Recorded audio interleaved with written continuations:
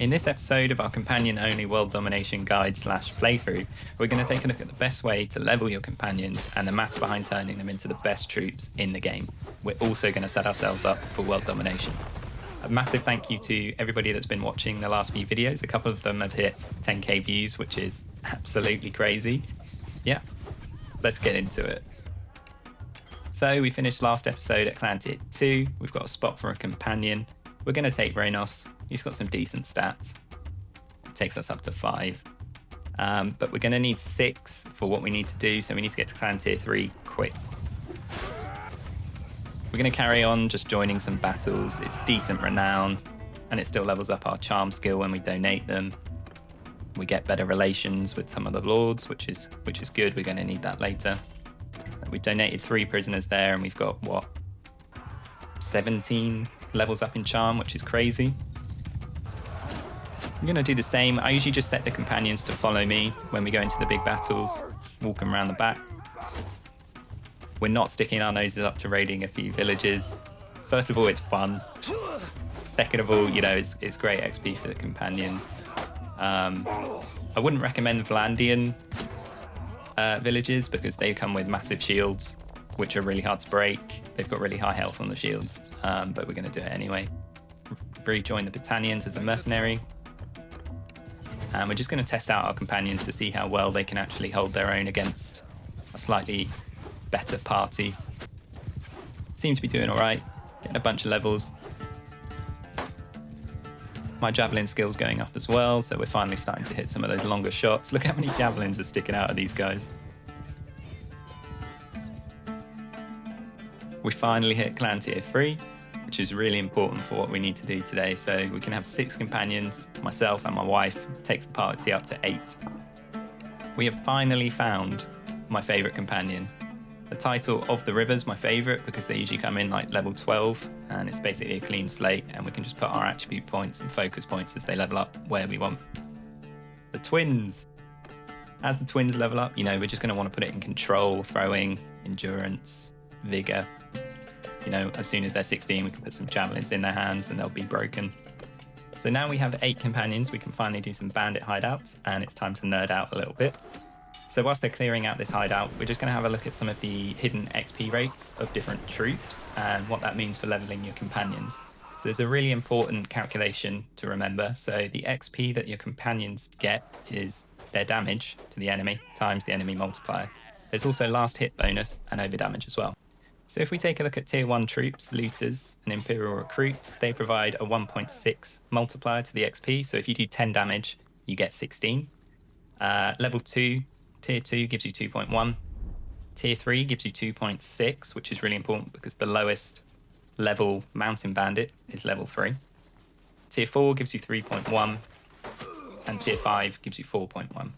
So tier 3 is really important because it's higher than a looter or a peasant. So it's a better multiplier, and with the bandits, the tier 3 equivalent to, let's say, an imperial infantryman, they have lower armor, so your companions do more damage, which means more XP. Basically, all you have to remember is bandits are best, basically. It's like the optimal XP and damage ratios to level them up quickly. You don't have to do just bandit hideouts, you can fight them in the field as well. And you can see here, we're just making crazy levels up fighting these guys compared to what we were making fighting the looters. So, different bandit types, there's sea raiders, mountain bandits, forest bandits, steppe bandits, desert bandits, corsairs now as well. You can also go for deserters. They have a bit of more of a range of tier troops. You know, they can go all the way from tier 1 to tier 6, so you get decent levels, but it's a little bit more risky. They have better armor, better damage stats. I opt for bandit hideouts just because it can be so AFK. We're going to show it here. You know, we can just stand here and let them clear it out. So we'll speed it up and just look at all the levels we're getting up, and we don't have to do anything. I think I cleared around 50 or 60 hideouts in this playthrough to get to here, eventually. So yeah, going AFK a little bit, it helps. You can see these guys don't have shields, desert bandits, so it makes it a little bit more efficient. And their armor isn't great, so, you know, I wouldn't really recommend going for the mountain bandits or the sea raiders, just because they have shields and it takes longer. As you can see here, step bandits are my favorite to do. You get crazy levels up, and we'll explain why they're my favorite. As you can see, these guys, none of them have any shields whatsoever, and even their bandit boss is tier 5, so you're getting nearly max XP for killing him. He still doesn't have a shield. They don't have javelins either. Javelins are the biggest risk to your companions that there is. They do have bows and spears and swords, and the boss has a bowl arm, but it's not super important. He went flying. You can mix it up though. You don't have to do just bandit hideouts like I usually do. It does get a little bit dry after time, so it's important to get out in the field as well. And this is just the example of them having shields. It just takes longer. We would have finished that battle by now. I try and stay away from sea raiders. They've got javelins. I have lost companions before just to sea raiders. Ooh, another kid. Please be a boy. Please be. Bannerlord, definitely a boy. Fantastic. And, you know, another good way to level them up is to join battles. As you can see here, we just wait until the troops engage, walk them around the back. Use the terrain if you can to cover yourself from missiles. And then we just sit here and we let them throw their javelins. Look at this. Getting crazy XP, great kills. No one's going down. And we get to build relations at the same time. And it's not as dry as just bandit hideouts. Our first companion has hit 250 throwing. Polon, get him, mate. And we've hit cloud tier 4. So we can get another companion. I'm not going to lie, finding this companion took a while. The amount of people we had to kick was crazy. This is just some of them. You don't want scholars. You don't want thinkers. You don't want surgeons. None of those guys. We'll just kick them straight away. Get lost. You don't want the loud. I feel really bad for this guy. Like, it's just snowing and he's just stood there looking really sad. We went for Alec Bloodaxe. He's got some decent stats. It was mainly the athletics, the one-handed and the polearm that drew me to him. He'll do. The twins are back. They're growing up. Yeah, we want javelin and horses. Why not? And we get it in vigor. That's not bad. We'll take that. So we're going to start hunting some lords now with tap clan tier 4. We want to get our relations up with the Vlandians and the battalions, so we're going to sort of mix it up, let some of the lords go that we catch or donate them to prisoners depending on what we need to do. And now you can see a couple of the companions have got level 250 throwing, so they've got the impale perk. You know, they just take out everyone now. I like to take them off their horses to get the athletics skill up as well. This is an opportunity too good to pass up. Dertha and Hekard are in this battle, and you know we've got a grudge against Hekard for what he did to our last character. So we're just going to sit at the back. Now we've got Impale, we can just take out, you know, their champions and their banner knights. Massive XP for basically doing nothing.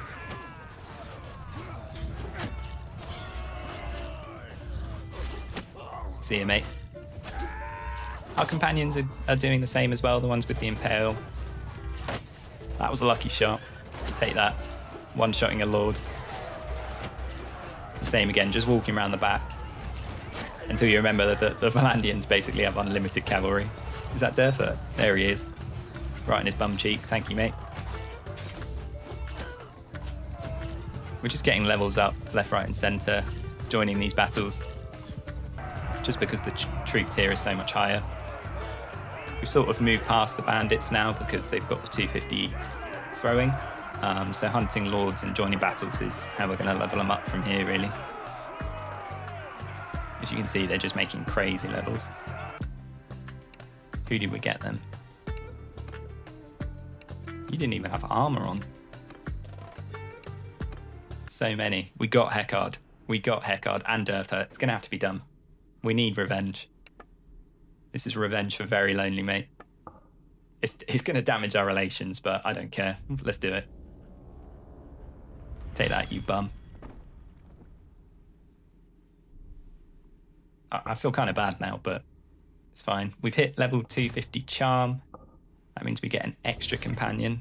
There is another companion perk in leadership, but I doubt we're going to get that. So we're going to reskill our companions. This is really important. We should have done it earlier, but I've been putting it off. If we go into the arena and talk to this guy, we can reset the perks on any of the skills on our companions. So we're going to go in and we're going to reset one-handed, polearm, throwing, athletics, and riding for everyone. It does cost quite a lot of money. It is cheaper to do it earlier, but we're doing it now because I've been lazy. So we'll just speed this up, and yeah, we're going to see how many perks we have to reassign at the end.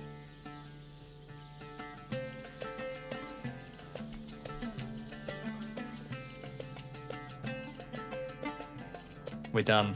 206 perks to reassign. I was going to go through all of the perks, but you guys have already seen the perks that I've been picking. And now, please forgive me guys, we're doing something absolutely disgusting. We shouldn't be doing this, but it's got to be done. We are going to join the Valandians as a vassal.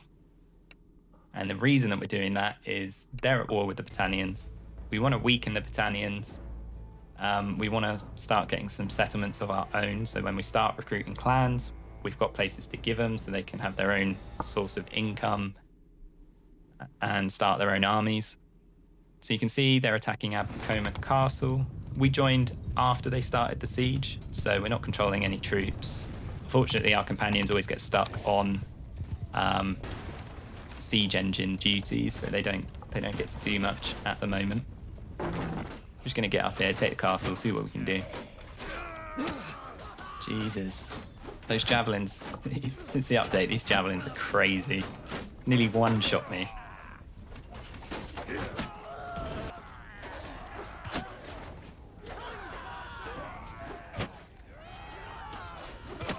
Thank you. We're also working towards our 275 athletics. See ya, mate. And it's nice to kill something other than bandits. Finally get to see our javelins in action properly. We did it. We did execute Heckard, so they might not give it to us, but we'll see. 81%, yeah, easy. They've forgiven me for murdering Heckard, that's fine.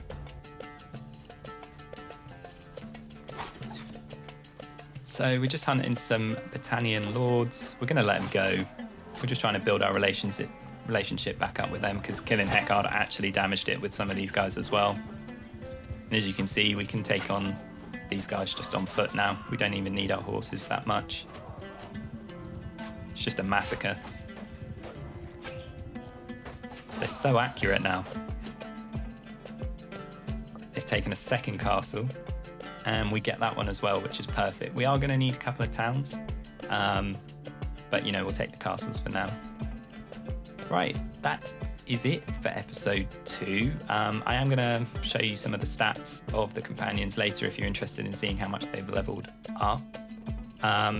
Yeah, this episode was mainly about the best way to level up your companions and how to use them, with a bit of maths in there as well. If anybody else, there's a few more calculations as well, so if anybody's interested in those, just put it in the comments and I'll be happy to talk through it. Yeah, these are the stats that we're ending this episode on. You can see we've got our focus points in scouting now, so that's going to be really helpful for when we are capturing lords, especially with the perk in riding as well, to get the 100% escape chance gone. Charm, you know, we hit 250 charm, so we get the extra companion slot. Our medicine's starting to look good to keep them alive, keep them fit and healthy. We got the 275 in throwing. You can see my wife's got 250 throwing now, which is really good. And a couple more of them do as well. Pole on the silent, yep, he's looking good. Urgel's got 252. Aluvi, 252. Polemark's almost there. Typha's getting there. Reynos is almost there, and Alec is new, so we're still leveling him up, and so is Vadrios. So yeah, if you're enjoying the series and want to see how we take over Calradia in the next couple of episodes, subscribe, guys, please. The support's been crazy so far, and yeah, we're trying to go to 1,000 subs, which would just be mental. Yeah, cheers, bye.